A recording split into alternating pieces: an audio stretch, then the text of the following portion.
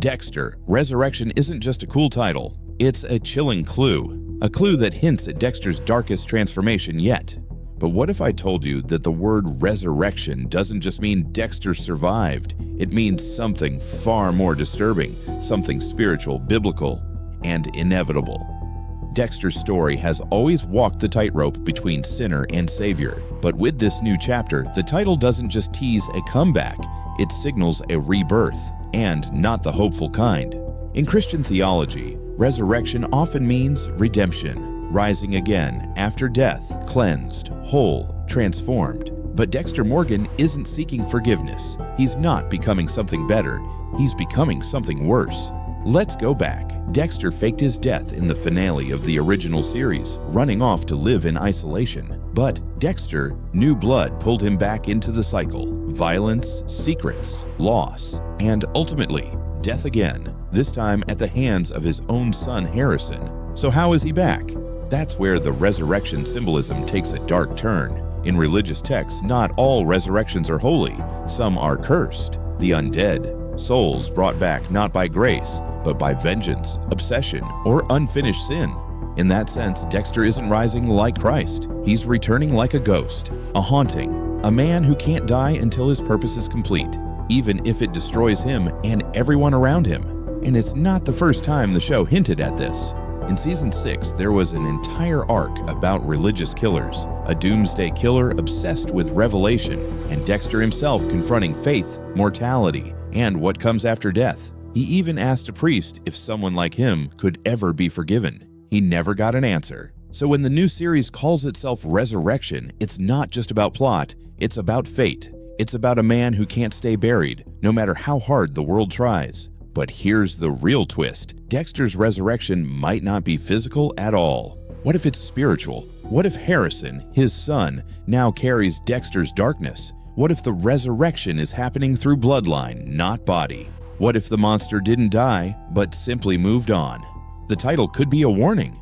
Dexter isn't back, but the dark passenger is. So the next time you see the words Dexter Resurrection, ask yourself, who's really coming back? Because sometimes what rises from the grave isn't the man you remember. If you want more deep dives like this, don't forget to hit like and subscribe. What do you think resurrection really means for Dexter? Drop your theories in the comments. I'll be reading everyone. Dexter is back from the dead, and this time, he's not the only killer in town. 6 new serial killers, 1 resurrected dark passenger, and a billionaire who treats murder like a game. Look at that, steady as a surgeon. But what pushed Dexter to work with these monsters? And how do actors like Peter Dinklage, Uma Thurman, and Neil Patrick Harris fit into the blood-soaked puzzle? This isn't the Dexter you remember, and things are about to get darker than ever. Dexter Morgan awakens in a hospital bed, somehow surviving the gunshot wound delivered by his own son Harrison at the end of New Blood. There's no prison, no trial, and, most mysteriously, no Angela Bishop. Despite knowing Dexter killed Coach Logan, she's nowhere in sight. It's like the world moved on, and Dexter was reborn in silence. He disappears into New York City, the one place where nobody cares who you are, and begins stalking again. But now, instead of hiding his urges, Dexter is being rewarded for them. Enter his new nickname, the Dark Passenger. He's no longer the Bay Harbor Butcher. In New York's tabloids, he's a shadowy figure leaving behind a trail of vigilante kills. And at the center of it all, a billionaire who loves serial killers just a little too much. Peter Dinklage plays Leon Prater, a rich, powerful recluse with one obsession: serial killers. He collects them like others collect art or watches. He doesn't just study them, he employs them. Dexter becomes one of his most prized assets. Prater gives him freedom, protection, and, most importantly, a purpose. But Prater's motives are twisted. He's not interested in justice. He wants control, and he's brought together a group of highly dangerous individuals to do his bidding. This is the first time Dexter has been surrounded by killers like him. But without the code. That's what makes this season explosive, because Dexter's not just walking among predators, he may be planning to eliminate them. Let's break down the 6 new killers Prater has pulled into his orbit. Lowell the Tattoo Collector, played by Neil Patrick Harris. Don't let the charming exterior fool you. Lowell is a sadist who tattoos his victims. and then removes the ink. Neil Patrick Harris flips his usual charisma into something disturbing. He's surgical, ritualistic, and a horrifying reflection of what Dexter could become without the code. Mia Lapierre, also known as Lady Vengeance, played by Kristen Ritter. She's cold, calculated, and deeply vengeful. Mia kills with purpose, but her methods are brutal even by Dexter's standards. She may even be his female counterpart. Kristen Ritter brings a quiet menace to the role that makes her one of the season's most dangerous additions. Gareth, known as the Gemini Killer, played by David Dastmalchian. Dastmalchian, known for playing oddballs and creeps, goes full horror here. Gareth kills based on astrological patterns. Every murder has a theme. Think Zodiac meets performance art. He's smart, symbolic, and probably completely unhinged. Al, nicknamed Rapunzel, played by Eric Stonestreet. This casting is wild. Stonestreet, best known for comedy, now plays a killer with a disturbing obsession with hair and captivity. The nickname Rapunzel comes from his victim's long locks. It's creepy, it's unexpected, and it's exactly the kind of twisty character this franchise loves. Charlie, played by Uma Thurman. Charlie is more than just head of security. She's Praetor's enforcer. She doesn't kill for fun, she kills for order. But don't be surprised if she starts to question her loyalty. Uma Thurman's presence suggests a long-game character who could turn the tide of this whole story. Elsa Rivera, played by Emilia Suarez, the wild card, young, unpredictable, and possibly a killer in training. Elsa's role is still shrouded in mystery, but set photos show her tangled in the chaos. Will she evolve into the next dark passenger or the season's biggest victim? Meanwhile, Harrison isn't out of the picture. He's alive, working at a high-end hotel, and he's dragging body bags through the hallways. Looks like he's following the code too. Batista, now fully aware of Harrison's darkness, seems less like an enemy and more like a reluctant guardian. He confronts both father and son, hoping to save what's left of their humanity. And while Dexter claims he's tired of being careful, it's clear that his old conscience isn't gone.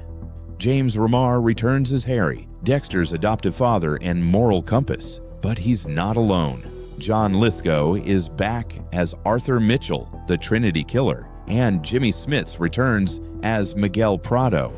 They're dead, but they're not gone. These characters appear as hallucinations, voices in Dexter's head, each challenging his decisions. Whether haunting him or guiding him, they serve as psychological pressure that could cause Dexter to snap. And then there's the speculation around Brian Moser, Dexter's brother. The ice truck killer may appear in the finale. Teased wardrobe shots and actor posts all but confirm it. If he returns, it could blow the entire ending wide open. Dexter isn't the only monster anymore. He's surrounded by killers, ghosts, and a billionaire who sees murder as power. The question now, will Dexter eliminate the new threats or become one of them? Let us know in the comments. Which new killer are you most excited to see? Hit that like button, subscribe for weekly breakdowns, and get ready, because Dexter Resurrection drops July 11th. And this time, the bodies won't be so easy to hide. Dexter Morgan is back from the dead, but this time, he's not alone. 6 new serial killers have emerged, and each one is more dangerous, more twisted, and more personal than anything Dexter has ever faced. One of them might just be the end of him. You thought the Trinity Killer was terrifying? You haven't met these monsters yet. These aren't just random villains for shock value. Each new killer in Dexter Resurrection has a direct tie to Dexter's past and possibly his future. And some fans believe they're not just new enemies. They might be reflections of who Dexter used to be. Let's break them down, one by one, starting with the most unsettling, the copycat. He's calculated, precise, methodical, just like Dexter. Only difference? He doesn't clean up the mess. This killer wraps victims in plastic, drains their blood, and dumps the bodies in water. Sound familiar? But he's not honoring Dexter's code. He's mocking it. Sources say he's played by a breakout star from a recent A24 horror film, someone known for quiet intensity and disturbing calm. Fans think it's a deliberate casting nod, a reminder that Dexter is no longer unique. And now, we meet the vigilante. On the surface, they're doing good, hunting predators, punishing the guilty, racking up a body count that even Dexter would respect. But the twist, this killer targets other vigilantes. Dexter included. They believe no one should play God, and they're on a mission to erase every self-made executioner from existence, starting with the one who set the blueprint. Insider leaks hint that this role is being played by a veteran TV actor known for portraying morally gray detectives, the kind of face audiences trust, until they shouldn't. Third on the list, the Prophet. This isn't just a killer, this is a believer. They think each murder is a holy act, guided by prophecy. Biblical references are carved into victims' flesh. Crime scenes are staged like religious rituals. And here's the creepiest part. They know Dexter's alive, and they believe he was resurrected, for a reason. This role is rumored to be filled by a method actor with cult-following experience, someone who disappears into disturbing roles. One source even said they make Trinity look tame. Up next is the Insider. This one operates from within. Inside the system, they have access to Dexter's file, surveillance footage, forensic evidence, maybe even the kill list. They know things no outsider should, because they're not an outsider. We're talking about a mole, possibly a cop, or maybe someone in law enforcement who once worked with Deborah Morgan. They're close, and they're watching. The casting: a well-known actor from procedural crime shows, the kind of character you expect to solve crimes, not commit them. And then there's the Mirror. This one will hurt. The Mirror is a teenage killer, quiet, brilliant, traumatized. He idolizes Dexter, studies him, mimics him, wants to be him.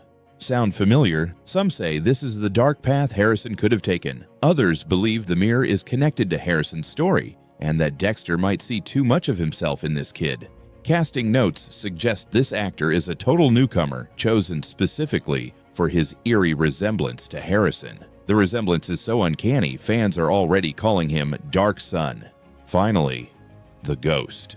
This is the one no one understands. No fingerprints, no DNA, no motives. Just bodies, surgically clean, vanishing without a trace. Some investigators think the ghost isn't real.